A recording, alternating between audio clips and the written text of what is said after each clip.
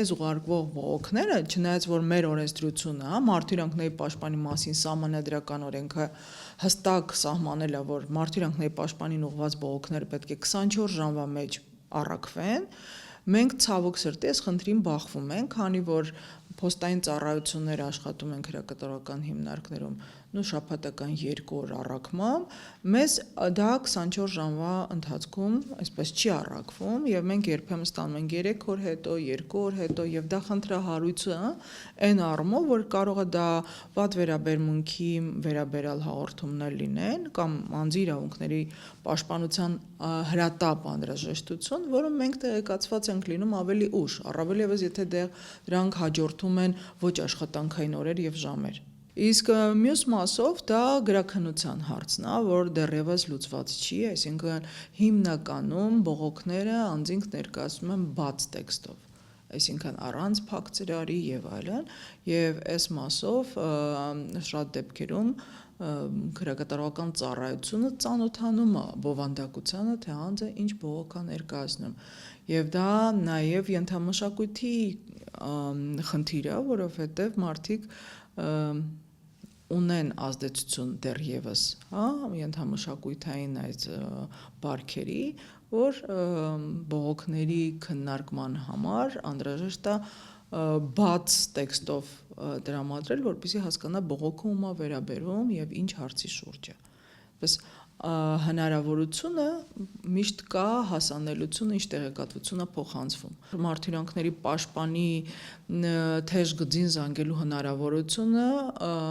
բավականին արդյունավետ է աշխատում, որովհետև օրը 24 ժամ, անկախ գիշերային ժամից, անկախ ոչ աշխատանքային ժամ կամ ոչ աշխատանքային օր լինելու հանգամանքից կարող են մեկ հպումով զանգահարել մարդու իրավունքների պաշտպանին, սա դրական տեղաշարժն է, քրեակատարողական ծառայության այսպես աշխատանքի, երբ նոր հեռախոսներ են տեղադրվել եւ ընդհանրապես մեկ այսպես կոճակով կարելի է զանգահարել մարդու իրավունքների պաշտպանին եւ մեր թեժ գծին բավականին շատ զանգեր ենք ստանում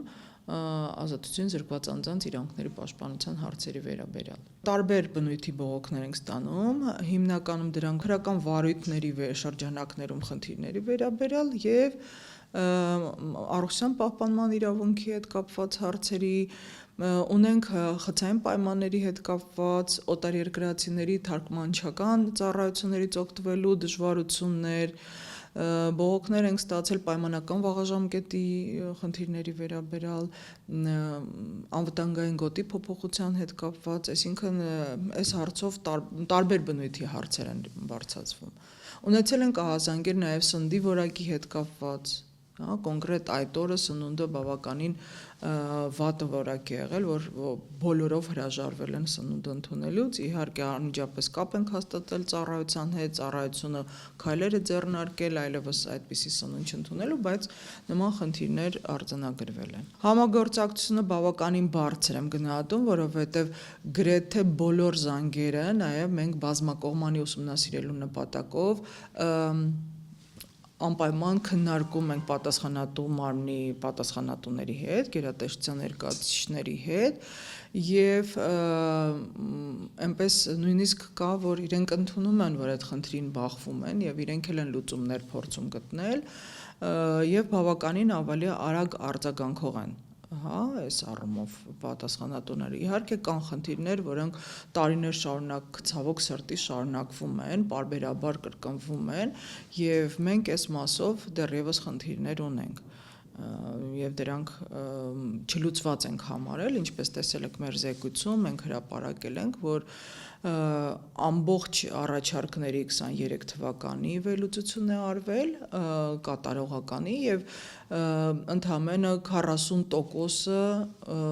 դեռևս 40%-ը չլուծված խնդիրներ են մնացել, 14%-ն է միջին թվաբանականով, որ լուծում ստացած խնդիրներ են, այսինքն մենք ունենք 2 տարի անց դեռևս